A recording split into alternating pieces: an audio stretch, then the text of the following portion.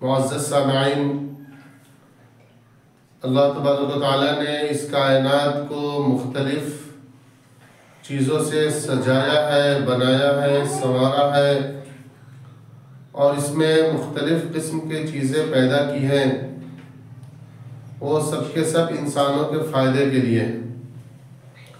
ان الدنیا خلقت لکم وانکم خلقتم للآخرہ، کہ دنیا تمہارے لیے پیدا کی گئی ہے اور تم آخرت کے لیے پیدا کیے گئے ہو۔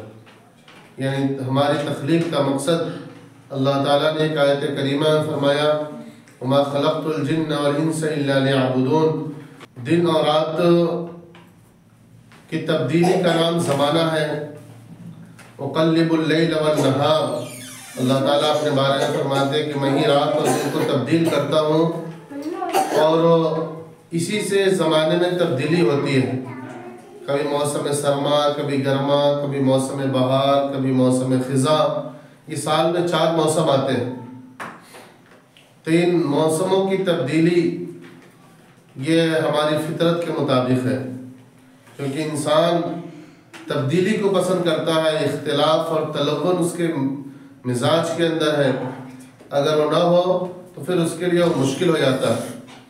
تو اس لیے اختلاف و تلون، تبدیلی، یہ اللہ تعالیٰ خوب جانتا ہے، اس لیے اس کے بارے میں وہ ارشاد فرمایا یسب ابن آدم کہ ابن آدم یہ برا بھلا کہتا ہے، زمانے کو گالیاں دیتا ہے۔ تو زمانے کو کون پیدا کرنے والا ہونا؟ اقلب اللیل والنہار، کہ میں رات اور دن کو بدلنے والا ہوں، میں ہی تبدیل کرتا ہوں، جس سے رات اور دن میں تبدیلی ہوتی ہے، اور اسی کو زمانہ کہتے ہیں۔ تو گویا کوئی زمانے کو برا بھلا کہتا ہے تو اللہ کو برا بھلا کہتا ہے۔ تو لہٰذا اس سے پرہیز کرنا بہت ضروری ہے۔ زمانہ کیا ہے؟ ہمارے ہی اعمال میں جو خرابیاں پیدا ہوتی ہیں اور ہم خود غلط کرتے ہیں، اور اس کو ہم سمجھتے ہیں کہ زمانہ غلط ہو گیا۔ زمانہ کیا ہے؟ چاند اور سورج کا اپنی محور پہ گردش کرنا ہے۔ جب سے وہ پیدا اللہ نے کیا، اپنی ایک محور پر قائم اور دائم ہے، اس میں تبدیلی نہیں ہوتی۔ انسان اپنی تخلیق کو بھول گیا، کس لیے پیدا کیا گیا اس کو یاد نہیں، لیکن اللہ نے اس مخلوقات، دیگر مخلوقات کو جو بنایا ہے، اس میں سے چاند اور سورج ہے اور ستارے، سیارے، کہکشاں، یہ اپنے اصل محور پر قائم ہیں، اور انہی کے وقت پہ غروب ہونے، طلوع ہونے سے دن اور رات ہے، زمانہ ہے، سال ہے، مہینہ اور دن ہے۔ تو یہ سب اللہ کی تخلیق ہے، اور اسی کے آگے پیچھے ہونے سے نظام درہم برہم ہو جائے گا اگر یہ اپنے اصل محور پر اپنی گردش نہ کرے، کہیں ٹھہراؤ نہیں ہے، اس کو ٹھہرتا نہیں۔ تو اللہ تعالیٰ نے یہ جو 12 مہینے بنائے ہیں، یہ 4 موسم ہیں، اس میں کبھی رات بڑی ہو جاتی ہے تو کبھی دن بڑا ہوتا ہے، کبھی رات چھوٹی ہوتی ہے، اور کبھی ایسا ہوتا ہے کہ دونوں برابر ہو جاتے ہیں۔ تو یہ سب اس کے قدرت کا کرشمہ ہے، انسان کے اختیار میں نہیں ہے کہ وہ دن رات کو چھوٹا کر دے۔ سرما کے موسم میں رات لمبی ہوتی ہے، گرما کے موسم میں رات چھوٹی ہو جاتی ہے۔ تو یہ کون کرتا ہے؟ یہ بہت بڑی طاقت والا ہے، جس نے اس پوری دنیا کو بنایا ہے اور پیدا کیا، اس کے علاوہ کوئی دوسرا نہیں کر سکتا ہے۔ تو لہٰذا ہمیں اس طاقت کے سامنے اپنے سر کو جھکانا چاہیے اور اس کی عبادت کرنی چاہیے، ہر حال میں اس کا شکر ادا کریں۔ جتنا شکر ادا کریں گے اللہ تعالیٰ ہمیں اتنا ہی نوازے گا، اور جو ناشکری کریں گے ان کے بارے میں اللہ نے فرمایا لَإِن شَكَرْتُمْ لَأَزِيدَنَّكُمْ وَلَإِن كَفَرْتُمْ إِنَّ عَذَابِي لَشَدِيدٌ۔ اگر تم شکر ادا کرو گے تو میں ضرور اضافہ کروں گا، اور ناشکری کرو گے تو میں تمہیں سخت عذاب دوں گا۔ یہ نہیں کہا کہ تمہاری نعمتوں میں کمی کر دوں گا، بلکہ سخت عذاب دوں گا۔ تو اس لیے ہم شکر گزار بندوں میں شامل ہو جائیں، اور اللہ نے مجھے جس حال میں رکھا اس پہ شکر بجا لائے۔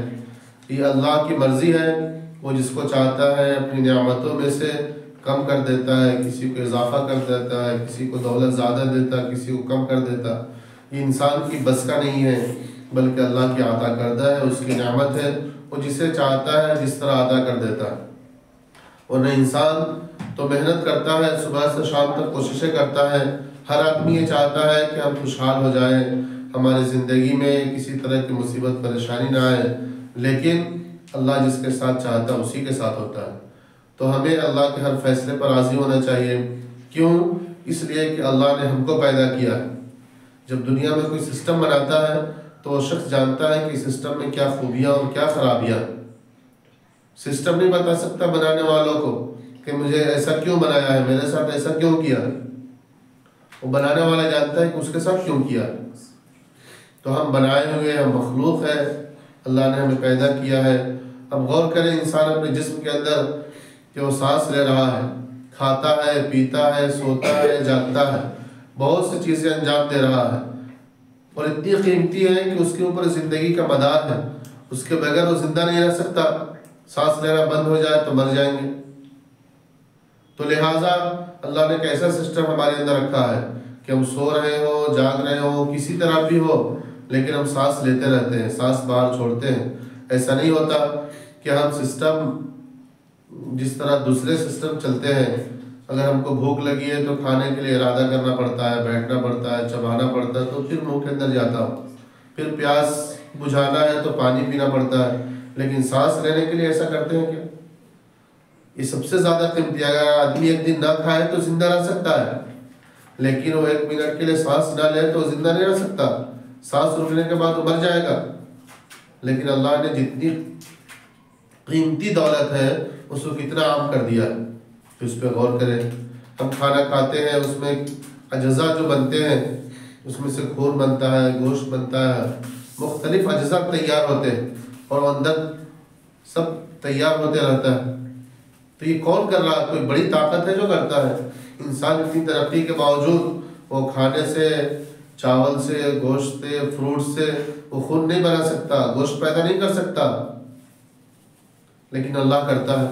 تو بڑی طاقت والا ہے، بڑی قدرت والا ہے کہ ہم فروٹ کھا رہے ہیں، چاول کھا رہے ہیں، اناج کھا رہے ہیں، اور دیگر اشیاء استعمال کر رہے ہیں، اور اس سے مختلف چیزیں تیار ہمارے جسم کے اندر ہو رہی ہیں۔ تو اس لیے ہمیں چاہیے کہ ہر حالت میں، جس حال میں بھی اللہ نے رکھا ہے، شکر ادا کریں۔ اللہ تعالیٰ ہمیں شکر گزاری کی توفیق عطا فرمائے۔ آمین۔ وآخر دعوانا الحمدللہ۔